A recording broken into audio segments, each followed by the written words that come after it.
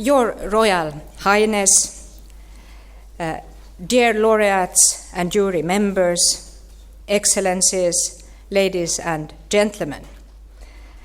First of all, thanks to Miramare, who played so beautiful to us. I hope they hear my gratitude. It is with a great pleasure that I welcome you to the presentation of Max van der Stoel Award. This award is a generous gift of 50,000 euros provided by the government of the Netherlands to recognize and reward individuals or organizations that have helped improve the position of national minorities in the OSCE area. It's a great honor also that Her Royal Highness Princess Beatrix of the Netherlands has joined us today. Very welcome. I also have the hope that Frans Timmermans will come here today. You are there, Frans! Come, Frans, forward. The seat is reserved for there. Good. You are so small nowadays, Frans. Sorry, Frans. Well, now, dear Frans, good to see you here. And let me also, on the behalf of all of us, congratulate you to the nomination to the EU Commission.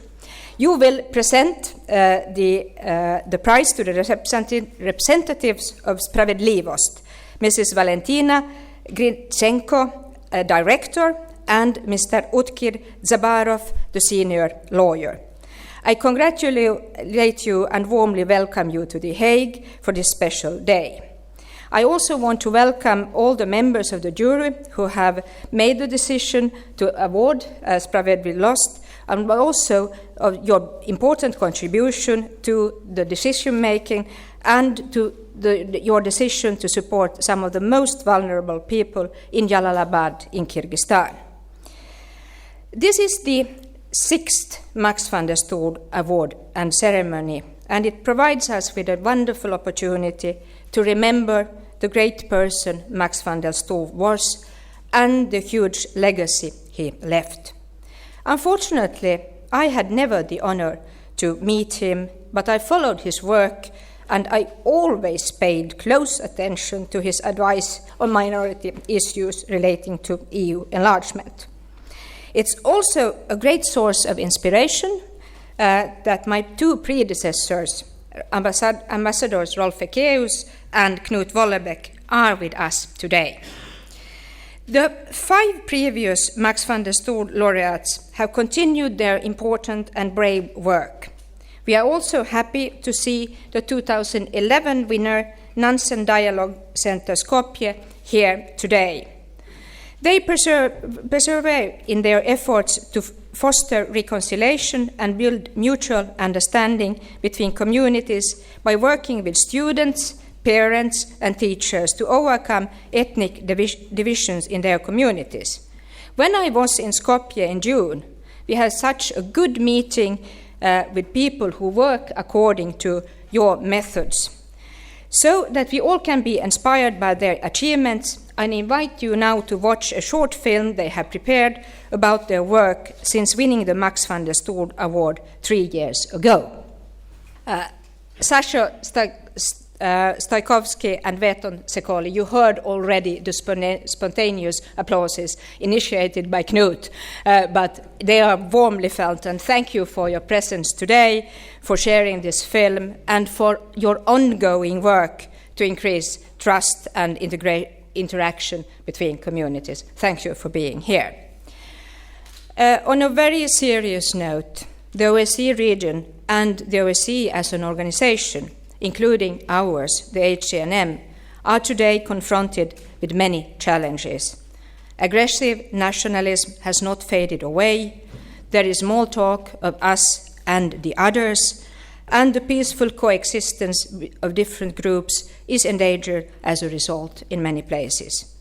This happens at the same time as retreat from multilateralism is evident, and disrespect for commitments undertaken by the participating states of OSCE is also commonplace. Instead of national minorities being seen as bridges between nations, they are sometimes used as instruments in a wider international political game. The HNM as an institution has a strong, huge legacy to live up to, and we are fully aware of that. But today we celebrate an organization working in a country where my institution has been actively engaged for over more than 20 years. All previous High Commissioners have made frequent visits to Kyrgyzstan and closely monitored the situation there, especially in the south. In November 2009, High Commissioner Vollebeck informed the OSCE chairmanship of an alarming deterioration of the interethnic relations in Kyrgyzstan. In May 2010, he addressed the Permanent Council and conveyed his serious concern about the security situation in the country, the rise in nationalism, and the threat to interethnic peace. Unfortunately, the situation continued to spiral downward. Violent clashes broke out in the city of Osh. On 12th of June, High Commissioner Vollebeck issued the only second formal early warning in the history of the institution, calling on OSCE participating states to help stabilize the situation in southern Kyrgyzstan and to assist Uzbekistan in managing the resulting refugee flows. For several more days, violence raged in and around the southern cities of Osh and Jalalabad, mostly targeted against the ethnic Uzbek minority. The violence killed more than 400 people and left many more injured and displaced. Following the tragic events, High Commissioner Vollebeck visited Kyrgyzstan 8 times, urging the authorities to take measures to promote reconciliation and the integration of society. Of course, trust between the largest ethnic communities in the south was damaged and fragile. There was an urgent need for fair and impartial investigation of the events and for people of all communities to see that justice was served against those who instigated and participated in the violence. As in other countries in the OSCE region that have experienced interethnic conflict, building conditions for sustaining peace in Kyrgyzstan is a long and a difficult process. But we recognize Spravedlivost today for its valuable contribution to this process. According to the Oxford Russian Dictionary, Spravedlivost means justice, fairness, truth. In its 20 years of existence, Spravedlivost, working in the city and region of Jalalabad, has earned a strong reputation for its work advocating and defending human rights. It helps, your organization helps, to ensure legal and medical support that it's provided to victims regardless of their ethnic background. With your commitment to working with vulnerable groups and individuals, Spravedlivost has demonstrated time and again your dedication to the pursuit of justice, fairness, and truth. The organization has truly lived up to your name. And as one person helped by the organization said to our people, the only thing that we have to protect us is Spravedlivost and the law. Since the June 2010 events, the work of the organization has assumed, as we understand, even greater relevance as well as risk. In society's recovery from interethnic conflict, low trust in law enforcement and judicial bodies, a perception that police will not protect people from a particular background or that a person's ethnic identity will affect their chances to receive a fair trial, makes it difficult to talk about real reconciliation and about real security. Rule of law and access to justice are building blocks of stable, integrated societies. The work you do, Valentina, Utkir, and all your colleagues to protect citizens' rights before the authorities and courts is a very important building block in ensuring the rule of law. And certainly, Minister Timmermans, knowing your future responsibility for fundamental rights and rule of law, we count on you for a continued dialogue on how to find the best ways to improve the rule of law, because that is a task needed also in the wider OSCE area. Dear friends, By providing legal assistance across ethnic lines, by advocating for laws, policies, and practices that are consistent with human rights principles, Spravedlivost contributes to long-term conflict prevention in Kyrgyzstan. Its staff members are not afraid to speak about when they see something that may hinder inter-ethnic reconciliation and integration, such as developments related to education and language.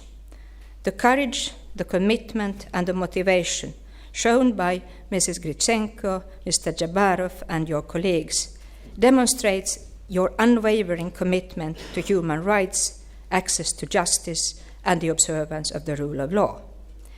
No peace without justice is a little bit worn-out slogan, but it truly applies to Spravedlivost and its work.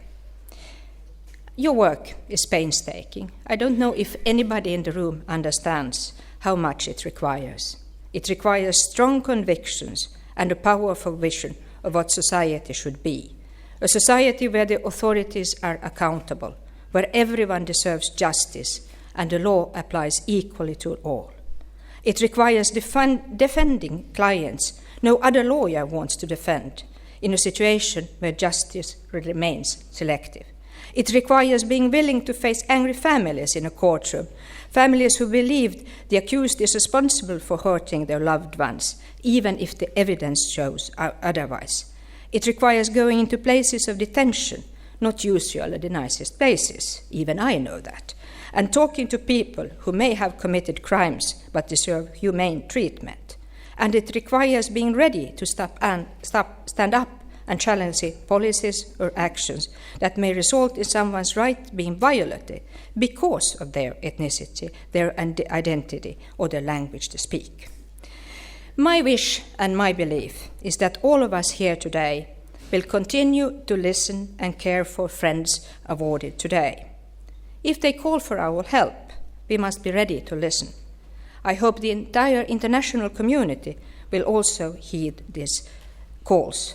And dear friends, for the first time in history, we have used social media to promote the award. We have set up a special web page, we have a Facebook, and I hope that we have created the real community of Max van der Stoel, where we can continue to communicate. Kyrgyzstan was one of the first countries I visited as High Commissioner.